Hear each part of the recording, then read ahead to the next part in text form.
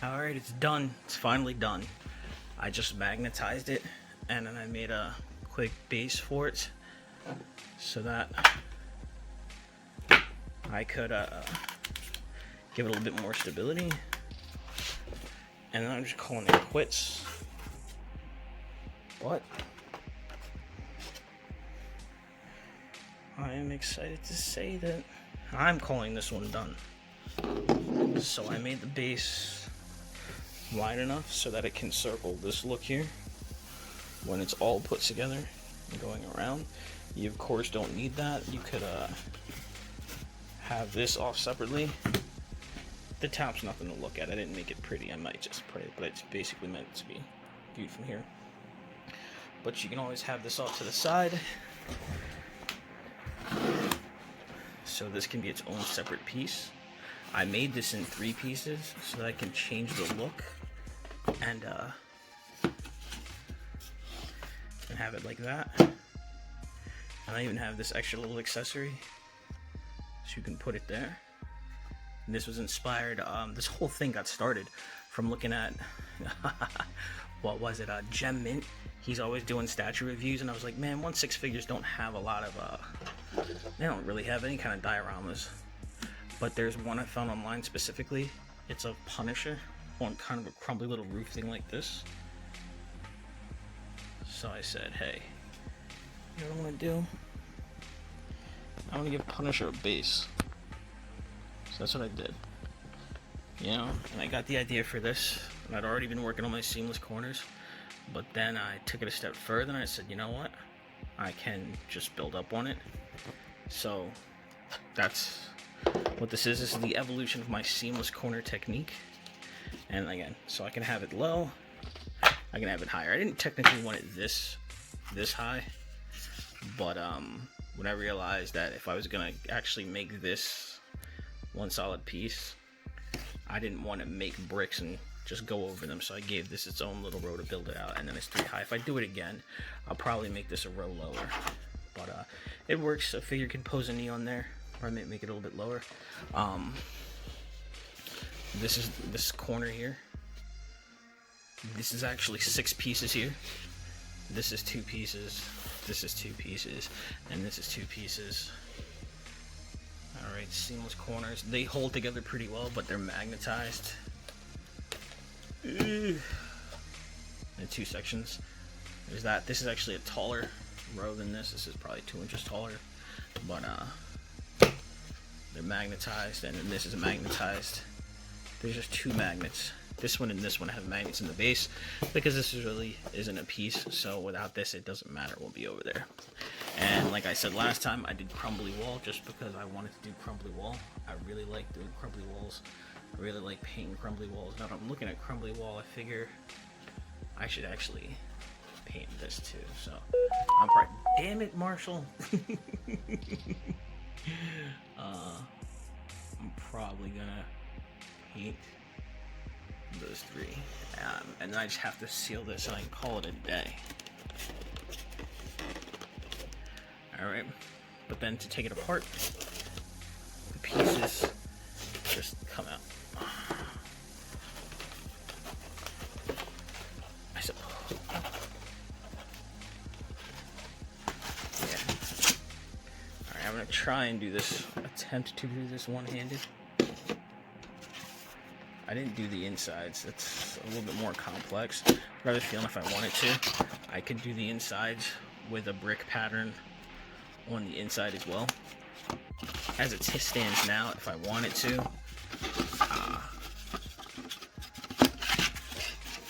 I could turn the bricks inside out and make it an inside corner. Easily enough do this and have an inside corner, and I can do that with this. I can do that with this piece too. So I could make this an inside corner. Pretty sure the magnets will still be nowhere near the same place. These magnets, however, are going to be in the same place. But this could be an inside corner. So it can be an outside corner. It can be an inside corner. just as easily. Bada boom, inside corner. Alright, but that's if you want to get squirrely. You know, I've made it in so many pieces because I want it to be versatile. I want it to be able to do a lot of things, be a lot of different pieces. So you could have this piece here, you know, on the corner. If you wanted to, I didn't put, like I said, there's no magnet in the bottom. I didn't build a base for this, but I could build a small base for this, and then this could be its own little piece. You know, just its own little wall. Hell, you can just make this a piece and have that be a piece on its own on top of something. This won't match because I guess this is short here. I didn't make this as long, but I could have. If I would have made this a little bit longer, I could be mixing and matching pieces all over the place. The brickwork isn't 100% precise, so it's not as if I can take this and line it up there, you know. This piece doesn't fit quite as nicely up here. You know, there's a lot of gaps in there because it wasn't meant to be put up there. When I built it, it lined up to this piece here, the solid piece. But with more practice and work, if I get more precise, then I can do that. This here, this piece here, yeah, like I said, separate. I'm gonna make more of these, but I'm gonna do it. It's got its own base. And again, I didn't do the inside, although I probably could if I wanted to, but I didn't. But I can make more of these, and I probably will. Just pieces like this, just bases, and I want to sell them. This isn't too complicated to make. I can do it. I won't have to use any magnets. All together, this is 24 magnets. I bought 3 packs, 8 each. Used the whole thing, 24 magnets. But yeah, I'll be able to make these nice, quick, and easy, and they can be bases for figures, for individual figures. I like the pose, you know, for your Punisher, for your Batman, for your Spider-Man. And again, I'm gonna make it a little bit lower. I don't know. I don't think that's too high, actually. I may not be too high. I might leave it at 3. But again, I'm gonna make more of these. I'm actually thinking about making an Etsy account and just putting them up there, see if we can sell. Maybe put some on eBay. But that's what I'm gonna do. I'm gonna save that for later this week. Alright, but that's it so far. That's pretty much the majority of the project. I'm really happy the way it came out. One more thing, because of the magnets, even without the magnets, it kind of supported the weight, but giving it magnets, it's strong enough to hold Punisher up here, and I'm not worried about it. I wouldn't recommend leaving your figure up here long term, unless you're like super brave. But give me 1 second, let me pause. I can fit Punisher up there, which is a miracle because he has no ankle articulation. So, you know, it's a little bit harder, but the joints are sturdy enough that it will support itself. And again, that's with nothing down here. I would recommend just maybe like cutting a stick and just running it the length just to support the weight if you plan on leaving it there long term. Because I do plan on selling this, so whoever gets it. But yeah, that's that. So just as it is, there's like a lot of space. If you wanted to do it like this, you'd have a figure up top, a figure over here, figure over here, figure inside the window. There's empty space over here because I really didn't want to do nothing with it, so I ain't gonna. You know what I'm saying? What I'm saying? Hell, if you want, just put that there. Just put that back there. Put that bad boy anywhere you want. Put a figure everywhere. Just go freaking nuts. You know, if you really don't like it and you just want to keep the window, you can just cut this here. You know, make it 2 separate pieces and put that piece on there. Have it be a completely separate diorama. You know what I'm saying? It's anyone's game. So I just did it. This was really my my test run. This was a trial. Again, just working on the seamless corners, getting ideas, how I like it, what I want to do about it, what I can do to make it work better. Take it from there, and it just kind of grew and grew. Got a lot of ideas about what I've done, what I could do better, what I want to do next time, things I enjoyed doing on it. I really liked how this came out. I'm going to do some different patterns, you know, maybe do cuts here, down here and do like different work. Maybe do some that's gonna not be like this, but just kind of be a base where it's, I'm not pointing the camera, but down here the base would just be like the outside of a window, you know. The way I do the bricks, I could actually take the bricks, make a whole bunch of rows, and actually just get a box if I wanted to take like a TV box, or like a box that's been packed, like a 24 by 24 box. It's 24 inches tall. I could wrap bricks around the whole thing and make it whatever shape I wanted to, go up as far as high as I wanted to, you know, because a lot of people are doing 1/12 scale dioramas in all kinds of heights, you know, 2-story buildings. I could actually make this as big as I wanted to.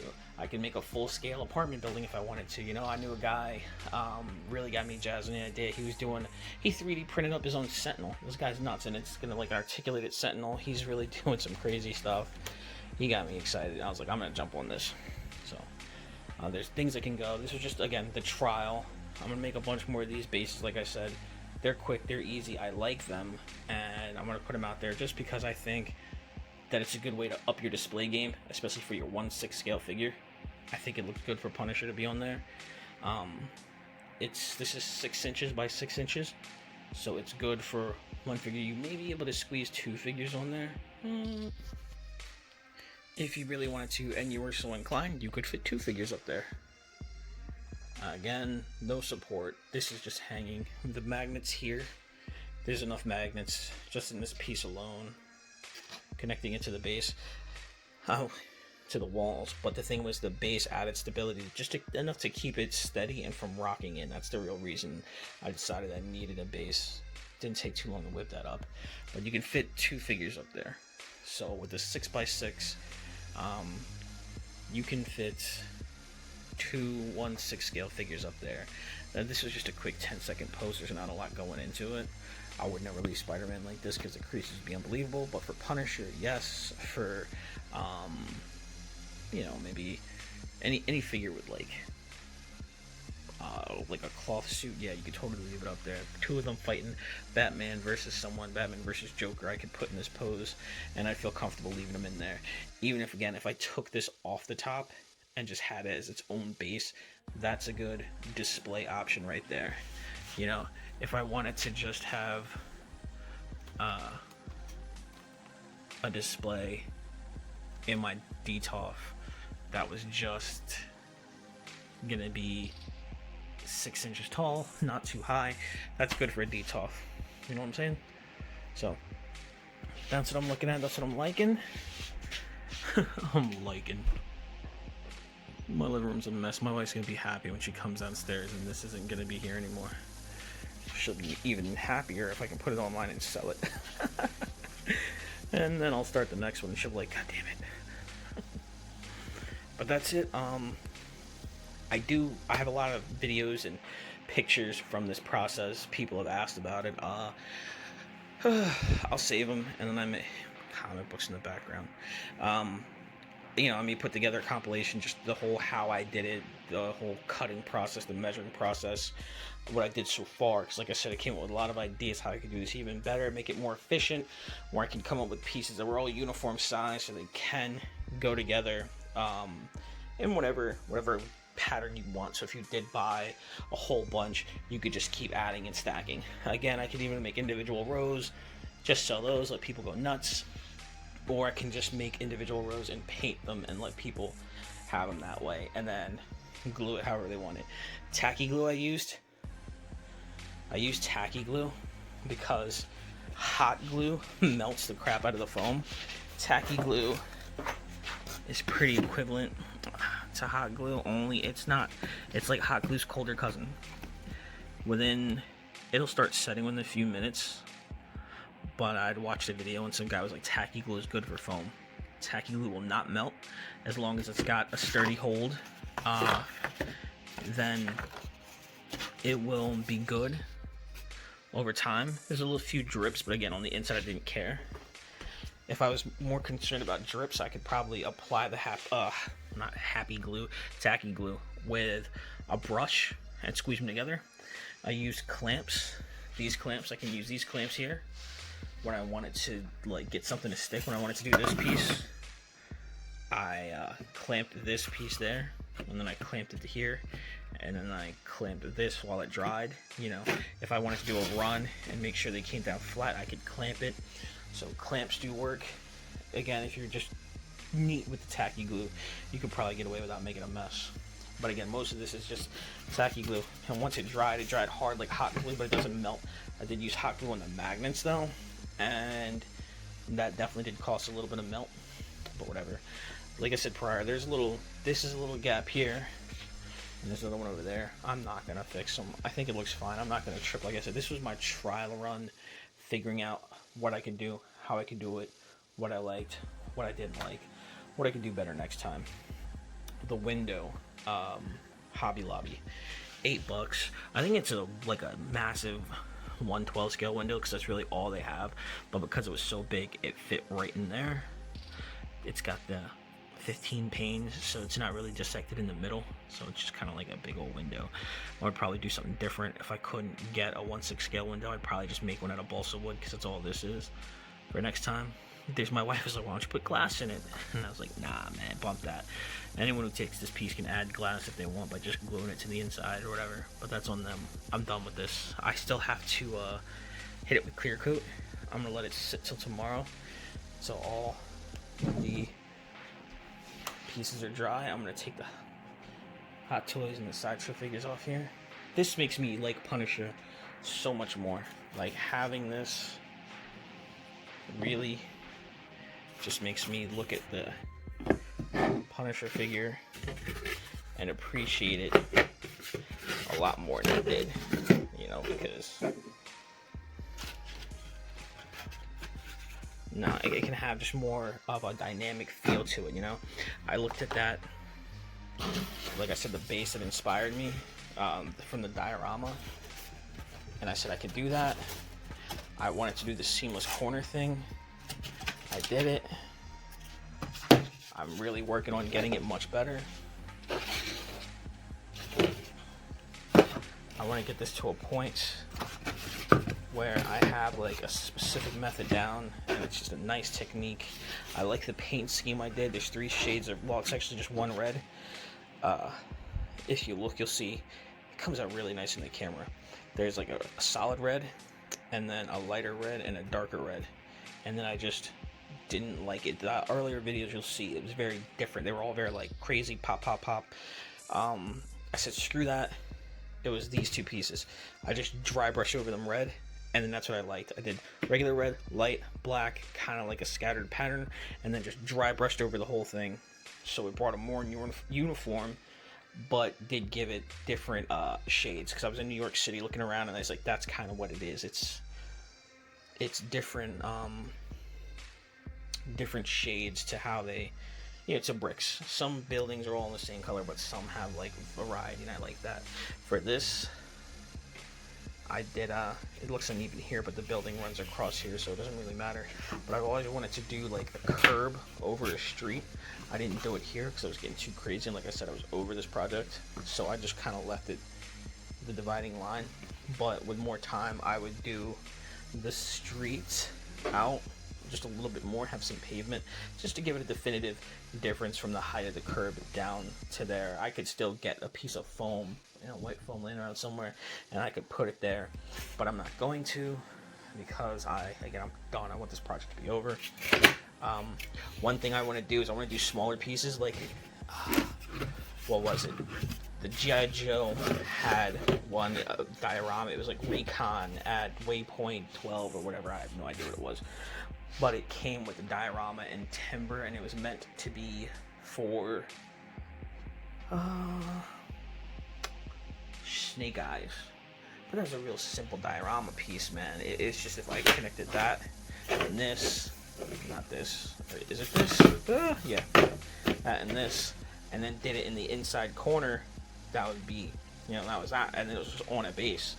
So I want to just continue to make dioramas, different styles, different varieties, but again, things that are easy, quick. Some will be modular pieces like this. I like this, but this was a lot that went into this. because it's just got so much variety and so much you can do with it. But I'll make some smaller pieces. They're solid, maybe 1-2 solid walls and a base. And I want to start selling them, so I'm going to start putting them on my Facebook page, maybe Insta, eBay, and like I said, Etsy, because that's me now. I'm going to be that person at home making baskets and selling them on Etsy. But guys, thank you for watching this. If you like this, please like the video, please hit subscribe, and please feel free to comment, hit the notification bell, let me know what's going on, let me know if this is something that anyone would be interested in, maybe seeing stuff I'll make in the future, maybe reaching out to me and seeing if maybe there's like a small commission piece I could work on for you. Maybe we could start small and I could do some stuff. 1/6 scale, these bricks 1 inch by 1/2 inch, but that's it. So hit me up, I love hearing from people, and I'll catch you next time. Oh, and crumbly stuff, I love doing crumbly stuff. I may just do straight walls with like a crumbly section, or like I want to do next time, maybe one of the sections I'll do will be like I'll probably do a wall, a full complete wall, and leave a section in the middle that can come out, and it can be replaced with maybe a window, maybe like an explosion, maybe like a melted thing, like Superman using heat vision and it melts out. There's a whole lot of things I could do that once I figure out how to do, I'm gonna make happen. And just ideas just keep hitting me. So yeah, the mad science is it's happening. All right, thanks for listening to me prattle on. Catch you next time. Later.